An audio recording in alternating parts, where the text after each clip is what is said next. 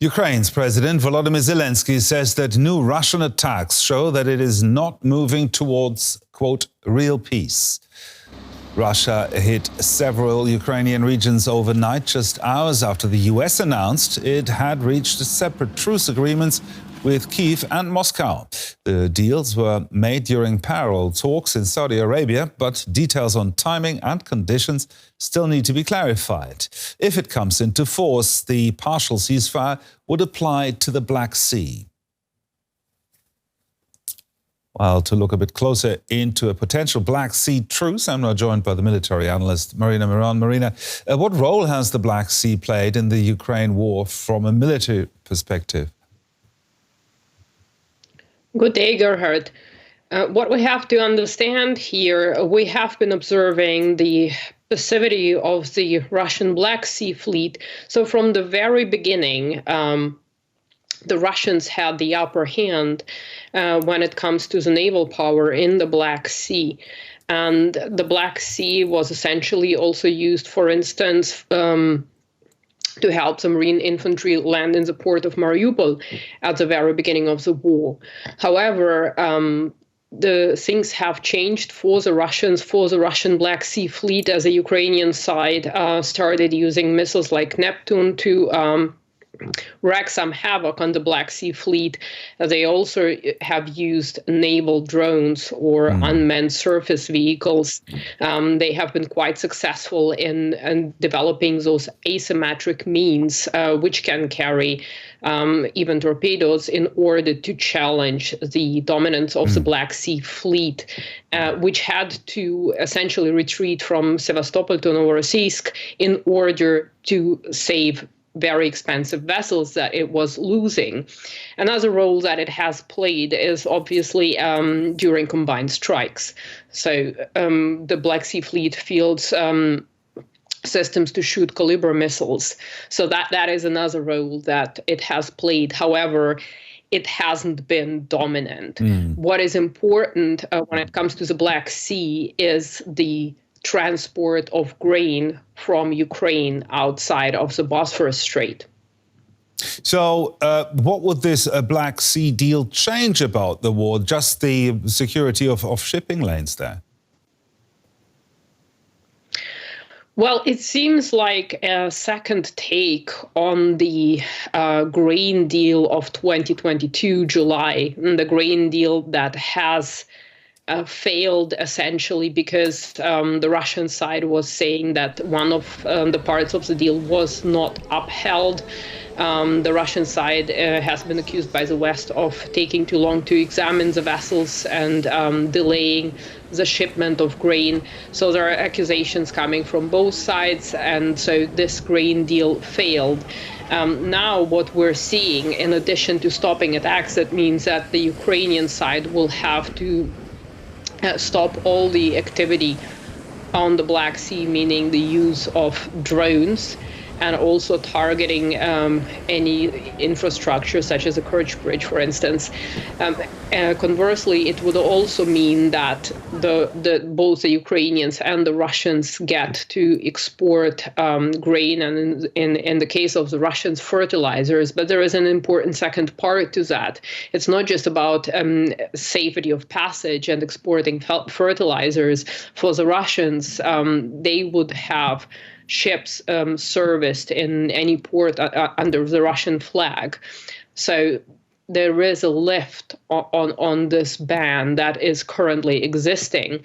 Also, they would enjoy lower insurance costs for their vessels, as well as be connected to SWIFT again. So it seems like the gains would be more economic than military. Military in the sense of the Black Sea Fleet has been trying to essentially protect its vessels from further damage rather than taking any active part in the war itself. The military analyst Marina Miron there. Thank you very much, Marina. All right, let's get more from DW correspondent Max Zander in Kyiv and Yuri Risheto. Yuri joins us from Riga, from where he's been operating since Russian authorities closed down DW's Moscow bureau. Good morning, gentlemen. Max, to you first. It doesn't sound like Zelenskyy is convinced about this deal. What else has Ukraine been saying? Right, Birish. At the moment, there doesn't seem to be a lot of enthusiasm here about this deal. As you just mentioned, there's a lack of clarity on many issues surrounding this partial ceasefire deal, let alone when is it going to start. The Ukrainians, President Zelenskyy stated it should start yesterday, March 25th. The Russians have made additional demands and conditions for the ceasefire, the partial ceasefire, to go into place. It also leaves out crucial aspects for the Ukrainians, such as the security of the port of Odessa, which has come under attack frequently. In addition to that, it's not clear how this deal should be enforced. Should it be enforced through goodwill, or will there be any other actors looking to that this deal will be enforced? The Ukrainian Defense Minister Umerov called for a technical meeting to just shed some light on the actual technicalities and conditions. But all in all, I would say it's a very big step back from a Ukrainian perspective from the original deal, which was tabled about 2 weeks ago, which the Ukrainians had agreed to in Saudi Arabia there, which included a 30-day ceasefire along the entire front line. And Yuri, what are we hearing from the Russian side? Well, one important outcome is the agreement to refrain from the use of force in the Black Sea and not to misuse commercial vessels for military purposes, it's said in the Kremlin's interpretation. This goes hand in hand with the intention to restore the agreement on the export of grain and fertilizer from the Black Sea region, which was not extended by Russia in the summer of 2023. The USA obviously wants now to make it easier to export Russian grain and fertilizer to the global market. However, this small print is crucial to this agreement. It's missing from the American communique, but takes up a lot of space in the Russian one. It said Russia, in fact, insists that it will only finally agree to the non-use of force at sea and the renewed grain agreement if a number of conditions are fulfilled. And here is not about the big picture, about war and peace. No, details are mentioned here that in benefit for Russian economy, Russian banks and Russian trade. Max, Yuri was already referring to this, about this Black Sea deal, which happened earlier during the war, but collapsed more than 18 months ago. Why did we need another Black Sea deal now? Right, I mean, there was this grain deal that had been brokered by the UN and Turkey, and Russia pulled out of this deal in 2023. But still, the Ukrainians were able to export grain and later other resources through shipping routes that they secured, that they demined. And in addition to that, they were able to push parts of the Russian fleet out of the western part of the Black Sea through targeted sea drone strikes, for example. So they have created a strong position for themselves in the Black Sea region.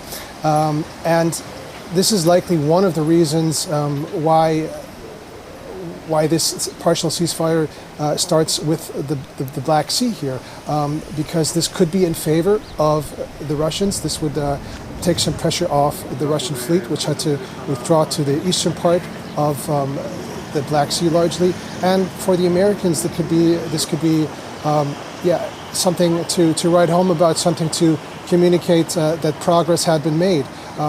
This Black Sea region is a small part of the war. This is an overall land war.